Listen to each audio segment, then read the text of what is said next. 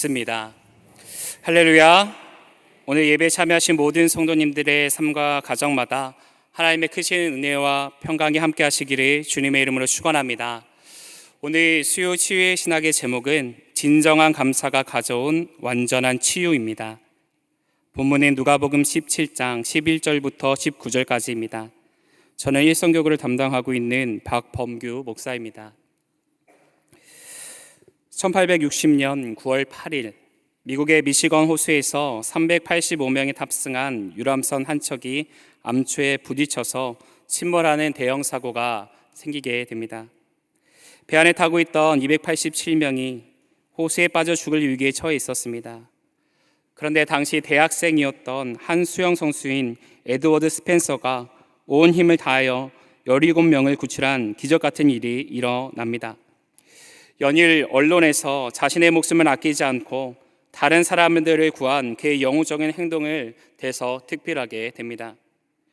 그런데 그는 그 후유증으로 7년 후인 32살에 그의 생을 마감하게 됩니다. 임종전 토레이 박사가 그에게 물었습니다. 목숨을 구해준 17명 중에 몇 명이나 당신에게 감사를 표시했습니까? 스펜서는 가볍게 웃으면서 이렇게 말했습니다. 한 사람이요. 어린 소녀 한 사람밖에 없었어요. 그 소녀는 지금까지도 크리스마스가 되면 어김없이 감사 카드와 선물을 보내고 있습니다. 라고 말하였다는 겁니다. 죽음의 문턱 앞에서 한 명의 고귀한 희생으로 말미암아 많은 이들이 생명을 얻게 되었습니다. 그러나 그 중에서도 자신의 생명을 구해준 일을 진심으로 사랑하며 감사의 마음을 표현할 줄 아는 사람은 불과 한 사람밖에 없었습니다. 이 이야기가 우리의 마음에 불편함을 주는 이유가 있습니다. 우리의 삶에 이러한 현장이 많이 있다라는 거죠. 선의를 베풀었지만 오히려 이 일로 인하여서 찾아온 여러 가지 어려움을 당한 그러한 이웃들의 소식이 우리 가운데 들려지기 때문입니다. 선한 일을 하였음에도 이들의 수고와 헌신을 기억하지 못하는 작금의 현실에 씁쓸함을 느끼는 것입니다. 오늘 우리가 만나는 누가복음의 말씀 또한 이러한 씁쓸함을 간직하고 있습니다. 육신의 질고로 인하여서 고통받고 있었던 이들에게 인생의 자유로운 삶을 살아갈 수 있도록 하나님께서 치유와 회복의 역사를 일으켜 주셨지만 그 중에서 이 역사에 대해서 감사할 줄 아는 사람은 단 한 사람밖에 없었다라는 기록을 갖고 있기 때문입니다. 오늘 말씀의 서두에 보면 예수께서 예루살렘으로 가실 때에 사마리아와 갈릴리 사이로 지나가시다라고 기록하고 있습니다. 예수님께서는 이전에 베레아 지역에서 사역하셨습니다. 지리적으로 보게 되면 이곳은 요단 동편에 위치한 곳이었습니다. 그렇게 예수님께서는 요단강만 건너간다 한다면 손쉽게 목적지를 향해 나아가실 수 있었던 것이지요. 그런데 예수님께서는 그 길을 선택하지 않으셨습니다. 오히려 유대 땅 북쪽에 위치한 사마리아와 갈릴리 지역으로 다시 올라가셨습니다. 왜 그러셨을까요? 예수님께서 이곳을 지나셔야만 하는 특별한 이유가 있었기 때문입니다. 이곳에서만 할 수 있는 일이 있었기에 그것을 이루시고자 지나가시기로 작정하신 것이지요. 바로 나병 환자들을 만나 이들을 치유하고 회복시키고자 하는 그러한 뜻이 있으셔서 이곳을 향해 나아가신 것입니다. 미국의 작가 루 윌리스의 소설 배너에서는 나병 환자, 그 환자에 대해서 이렇게 묘사합니다. 나병 환자는 시체나 마찬가지였다. 송장처럼 성 밖으로 버려졌고 사랑하는 사람들과 말할 때도 일정 거리를 두어야 했다. 나병 환자들끼리만 살아야 했으며 모든 권리를 완전히 박탈당했고 성전 의식과 회당 모임에도 참석할 수 없었다. 해진 옷을 입고 부정하다라고 소리칠 때 외에는 입을 가리고 다녀야 했고 황량한 광야나 버려진 무덤에서 거처를 찾아야만 했다. 흰놈의 골짜기와 개인 나에 살아있는 유령 취급을 받아야 했고 자신의 고통스러운 처지를 한탄하며 살아야 했다. 죽기는 두려웠지만 죽음 외에는 소망이 없었다라고 묘사하고 있습니다.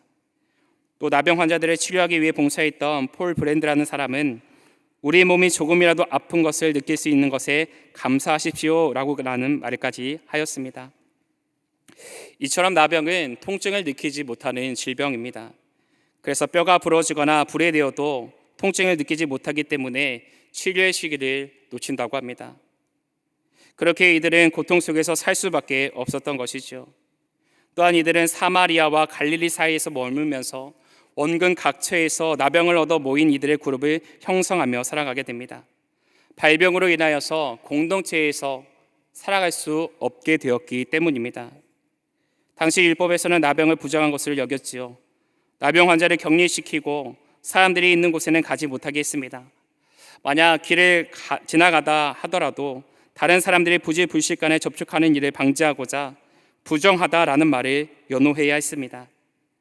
자신이 겪고 싶어서 선택한 질병이 아니었음에도 불구하고 이러한 일을 해야만 했었던 이 나병 환자들의 마음은, 그리고 이들의 육신은, 이들의 영혼은 깊은 상처를 받았습니다.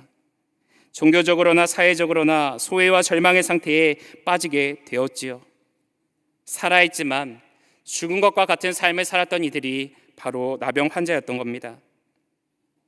예수님은 이러한 이들을 만나시고자 먼 길을 돌아가십니다. 그리고 이들이 죽음의 병에서 벗어나 영원한 삶을 살아갈 수 있도록 인도해 주시고자 직접 찾아 나서신 것입니다.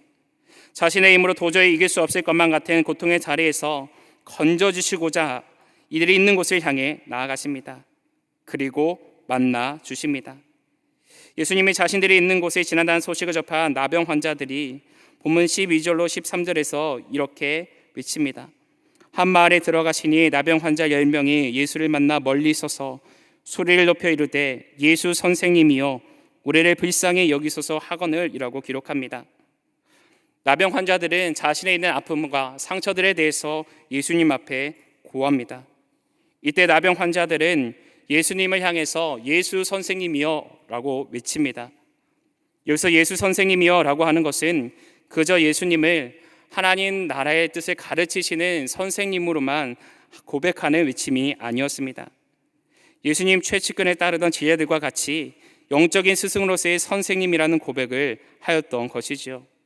다시 말해 예수님께 나음을 입게 해달라 간절히 부르짖었던 이들은 예수님께서 질병을 치유하시며 구원의 복음을 증거하시는 분이라는 믿음의 고백들을 가지고 나아갔다라는 것입니다. 또한 이들은 긍휼히 여기소서라고 말하며 예수님의 도우심을 구합니다. 여기서 긍휼히 여기소서라는 원어의 뜻을 살펴보면 인간의 비참한 현실에 하나님의 자비가 임하기를 간구한다라는 의미를 포함하고 있습니다. 예수님께서 자신들의 비루하고 참담한 현실을 외면하지 마시고 간절함에 응하여 달라 간절하게 외치고 있는 겁니다. 만약 지금의 상황이 예수님의 초기 사역의 현장이었다 한다면 아마도 이들을 한 사람 한 사람 친히 만나 주셨을 것입니다. 마가복음 1장 40절로 41절에서는 이렇게 기록합니다. 한 나병 환자가 예수께 와서 꿇어 엎드려 간구하여 이르되 원하시면 저를 깨끗하게 하실 수 있나이다. 예수께서 불쌍히 여기서 손을 내밀어 그에게 대시며 이르시되 내가 원하노니 깨끗함을 받으라 하시니 라고 기록합니다. 예수님께서 처음으로 나병 환자를 고치실 때에는 이들을 친히 만나 주셨습니다. 친히 안수하여 주셨지요. 하지만 지금은 그렇게 하시지 않았습니다. 10명의 나병 환자들은 예수님께 나아가지도 못하였고 오직 소리를 높여 구원해 달라고 치료해 달라고 외칩니다. 그러나 예수님은 이들의 바람대로 일하시지 않았습니다. 이들을 향해 깨끗이 나음을 입었다가 선포하시지도 않았습니다. 대신 이들에게 제사장들에게 가서 그들의 몸을 부이라 말씀하십니다. 율법에서 나병 환자가 치유된 경우에 제사장에게 가서 확인을 받아야 한다는 조항대로 행하라 말씀하신 것이지요. 이 나병 환자들이 지금 치료된 상황이 아니었지요. 고침을 받을 어떠한 징조나 징표도 받아보지 못했습니다. 그런데 예수님께서는 그저 제사장에게 가서 상처를 보이라 라고만 말씀하십니다.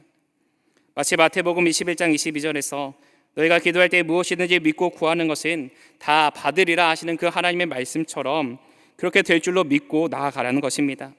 또 야고보서 기자가 야고보서 1장 6절로 8절에서 오직 믿음으로 구하고 조금도 의심하지 말라. 의심하는 자는 마치 바람에 밀려 요동하는 바닷물결 같으니 이런 사람은 무엇이든지 주께 얻기를 생각하지 말라.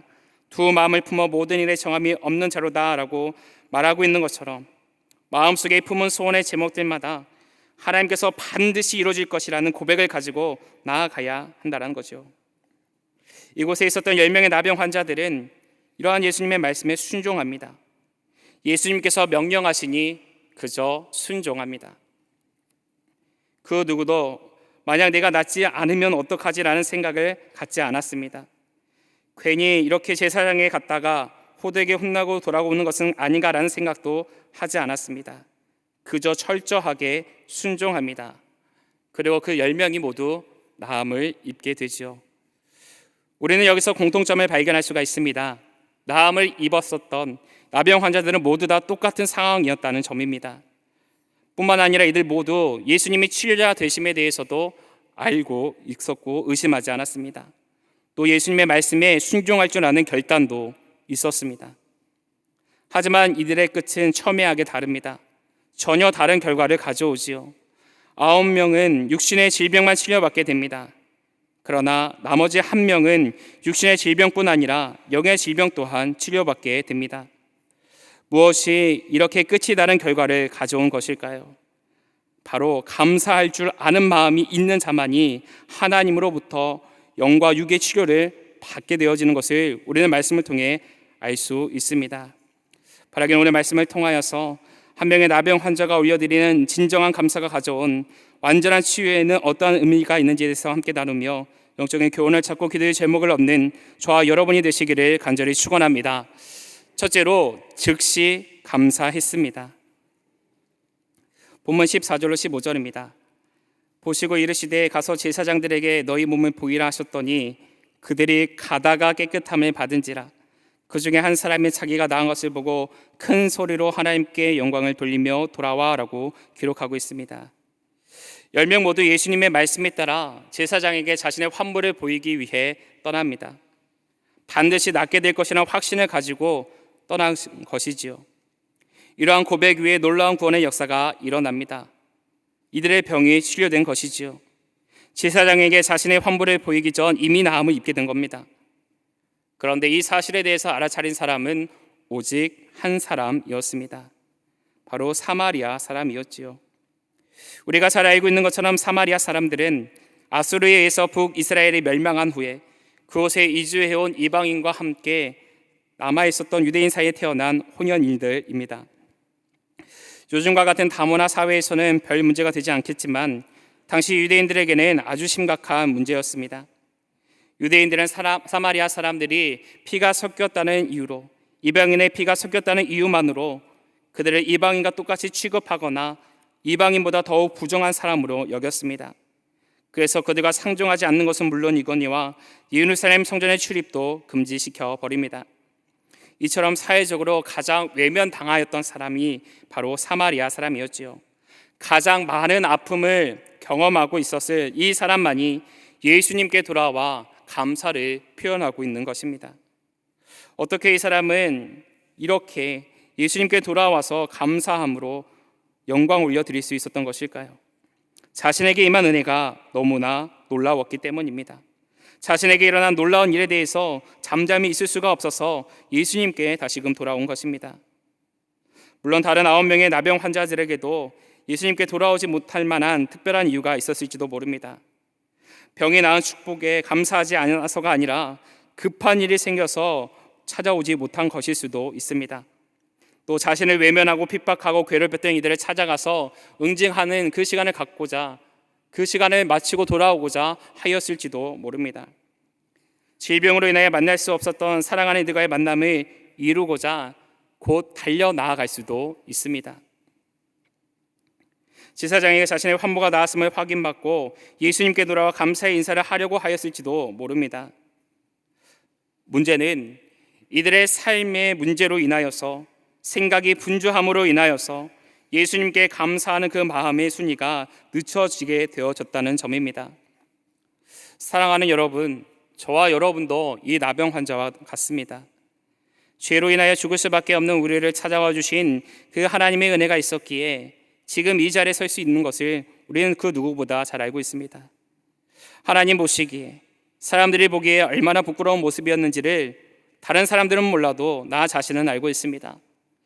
이렇게 부끄러운 내 모습이지만 나를 긍휼히 여겨주시는 하나님의 은혜와 사랑이 있기에 지금 이 자리에 설 수 있음을 우리는 감사할 수 있어야 하는 것입니다. 그러나 우리의 삶을 돌아보면 이렇게 고백하지 못할 때가 있음을 보게 됩니다. 하나님께서 주신 감사의 제목들을 잊어버리고 아직 응답하지 않으신 것들에 대한 원망을 품고 살아가는 것을 보게 될 때에 그러합니다. 때로는 삶에 지쳐 감사의 조건을 따져가며 감사의 이유가 되시는 하나님께 감사의 제사를 드리지 못합니다. 바쁘고 분주한 일상으로 인해 감사함으로 예배하지 못하고 책임감으로 예배하는 경우가 있음을 또한 발견하게 됩니다. 이럴 때 우리가 할 수 있는 것은 잠시 멈추어 서는 일입니다. 아무리 바쁘더라도 삶의 방향과 목적을 잃어버리지 않을 수 있도록 스스로 돌아볼 수 있는 시간을 갖는 일이 필요합니다. 일상에서 잊혀졌던 부분들에 대해서 다시금 생각해 볼 수 있는 여유를 갖는 것이 반드시 이루어져야만 합니다. 김홍식 작가는 그의 책에서 겪으면 안다라는 시를 통해 우리의 일상을 돌아보는 것이 얼마나 큰 일인지를 말하고 있습니다. 제가 읽어드립니다. 굶어보면 안다 밥이 하늘인걸, 목마름에 지쳐보면 안다 물이 생명인걸, 코막히면 안다 숨쉬는 것만도 행복인걸, 일이 없어 놀아보면 안다 일터가 낙원인걸, 아파보면 안다 건강이 엄청 큰 재산인걸, 잃은 뒤에 안다 그것이 참 소중한걸, 이별하면 안다 그이가 천사인걸, 지나보면 안다 고통이 추억인걸, 불행해지면 안다 아주 작은 게 행복이란걸, 이라고 말하고 있습니다. 우리의 일상이 평범해 보이지만 평범함이 비범한 일이라는 사실에 대해서 깨닫게 해주는 귀한 시입니다. 시는 우리가 생각하는 보통의 날들은 하나님의 돌보심으로 이루어졌다는 사실에 대해서 생각하게 만듭니다. 우리에게 허락된 보통의 하루가 아주 특별한 하루였다는 사실에 대해서 감사하는 삶을 살아갈 수 있도록 우리에게 깨닫게 해주고 있습니다. 우리에게 허락된 하루의 삶에서 감사의 이유가 발견되어져야만 합니다. 사랑하는 여러분, 바라기는 일상생활 속에서 감사의 조건이 떠오르실 때마다 하나님 앞에 감사하시는 저와 여러분의 삶이 되시기를 주님의 이름으로 축원합니다. 우리가 이러한 삶을 살아가기 위해 힘쓸 때에 우리의 간절한 기도 제목에 응답하시는 하나님의 놀라운 역사를 경험하게 될 줄로 믿습니다. 둘째로 큰 소리로 감사했습니다. 본문 15절입니다. 그 중에 한 사람의 자기가 나은 것을 보고 큰 소리로 하나님께 영광을 돌리며 돌아와 라고 말합니다. 사마리아 사람은 자신이 나음을 입게 된 것을 깨닫자마자 아주 큰 소리로 하나님께 영광을 돌립니다. 낸시 레이 드모스가 쓴 감사가 이끄는 삶에 보면 이러한 예화가 있습니다. 버몬트의 한 농부에 관한 우스갯말을 당신도 들어보았을 것이다. 40년을 함께 해온 아내와 집 앞 현관에 나란히 나와 앉은 그는 아내가 오랜 세월 동안 자기에게 얼마나 멋진 동반자였고 조력자였으며 아내가 자신에게 어떠한 의미였는지 이제 막 깨닫기 시작했다. 그는 아내를 돌아보며 이렇게 말했다. 여보, 당신이 얼마나 멋진 여자인지 가끔씩 당신한테 그 말을 하지 않고는 못 베길 때가 있다오라고 말하였다는 것입니다. 이처럼 감사의 조건과 상황이 떠오르게 될 때에는 표현하는 것이 매우 중요합니다. 입으로 표현하는 감사의 고백들은 우리를 짓누르고 있었던 중압감을 다 흩어 없애는 힘이 있기 때문입니다. 사마리아 출신의 이 나병 환자도 그러했습니다. 고통이 큰 만큼 기쁨도 컸지요. 그래서 큰 소리로 하나님 앞에 예수님께 영광 올려드릴 수 있었던 겁니다. 반면 다른 9명의 나병 환자들은 그러하지 못했지요. 자신에게 일어난 놀라운 변화에 대해서 아무런 감흥도 없었습니다. 되려 자신에게 일어난 기적을 통해서 지난날 나병 환자였다는 그 사실을 회상하고 싶지 않았을지도 모릅니다. 할 수만 있다면 자신에게 상처 주고 고통을 주었던 이들로부터 벗어나고자 힘썼을지도 모릅니다. 깨끗하게 나음을 입을 수 있도록 도와주신 예수님께 감사 인사를 드리러 갔다가 혹여나 제자로서의 삶을 살아가라 권면하실지도 모르는 상황이 두려워서 찾아가지 않았을지도 모릅니다. 그렇게 이들은 감사의 자리로 나아가지 못하고 놀라운 구원의 역사를 체험하게 되는 그 자리로 나아가지 못하고 그 자리에 멈춰버린 것입니다. 사랑하는 여러분, 우리에게 일어난 하나님의 구원의 역사를 깨닫게 될 때에 큰 소리로 감사하는 삶을 살아야 하는 줄로 믿습니다. 하나님께서 우리에게 구원의 역사를 이루신 것에는 분명한 목적이 있습니다.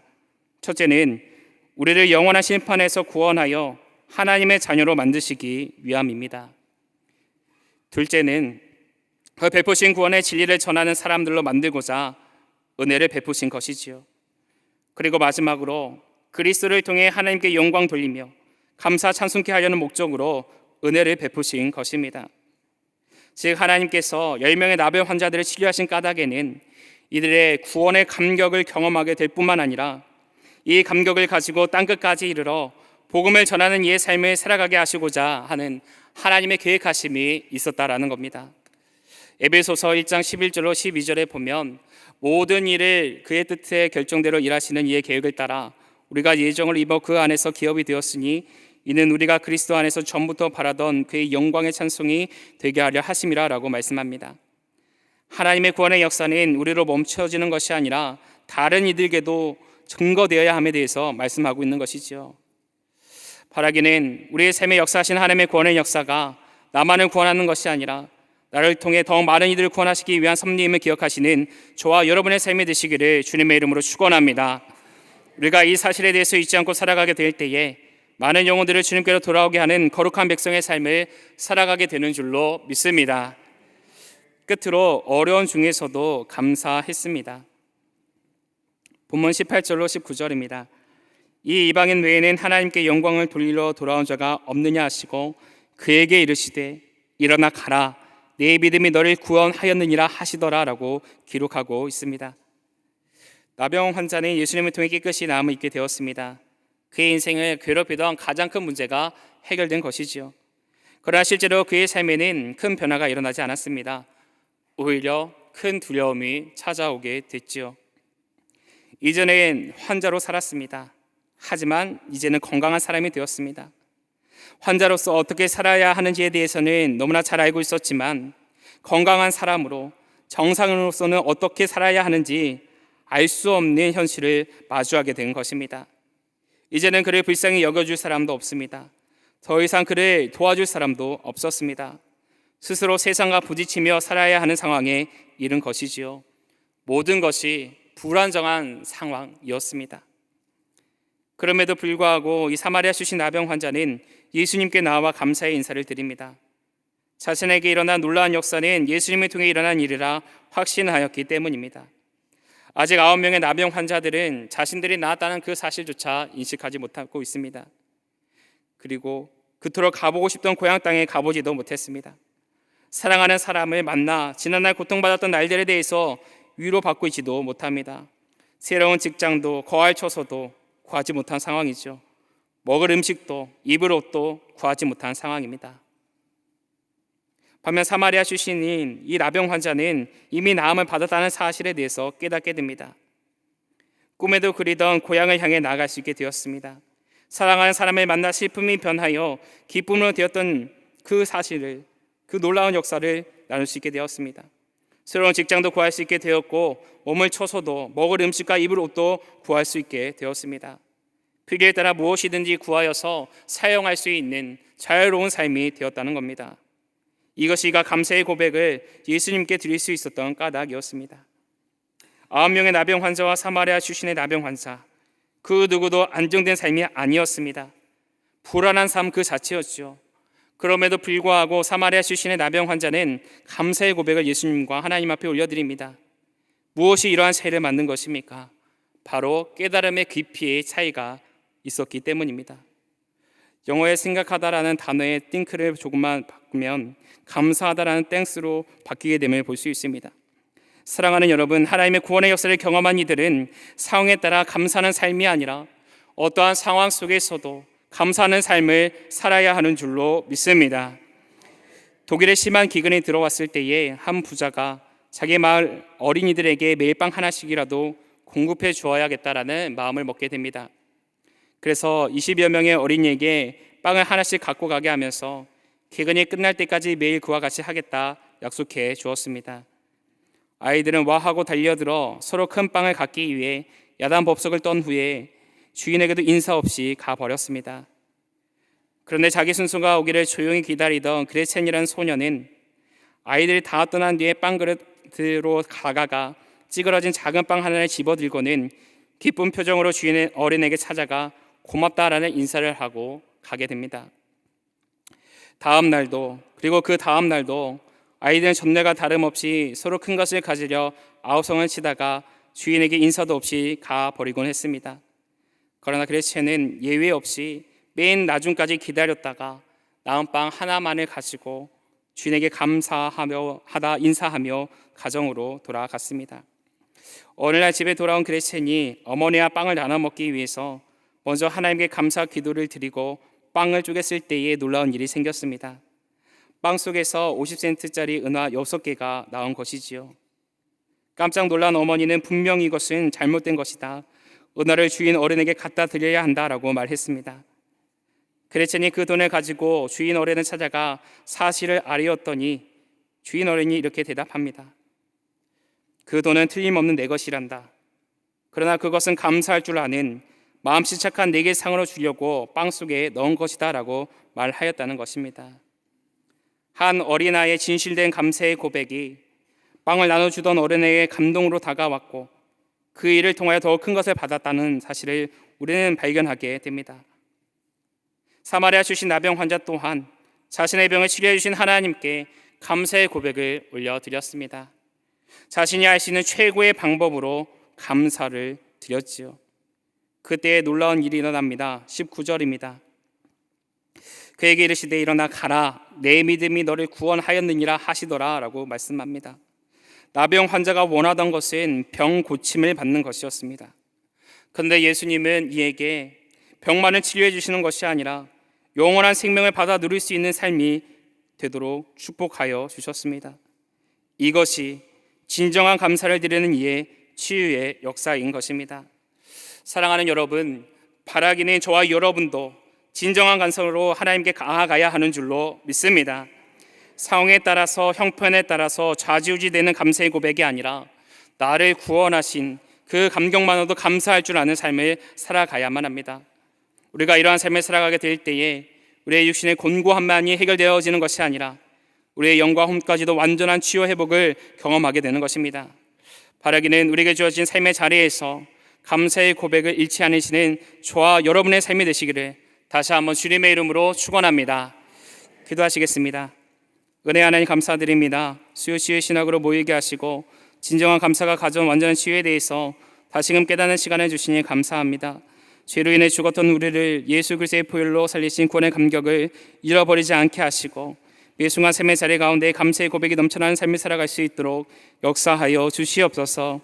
우리의 삶의 자리마다 동행하여 주심의 감격이 가득한 삶이 되게 하여 주실 줄로 믿고 감사드리며 우리 주 예수 그리스도의 이름으로 기도하옵나이다. 아멘.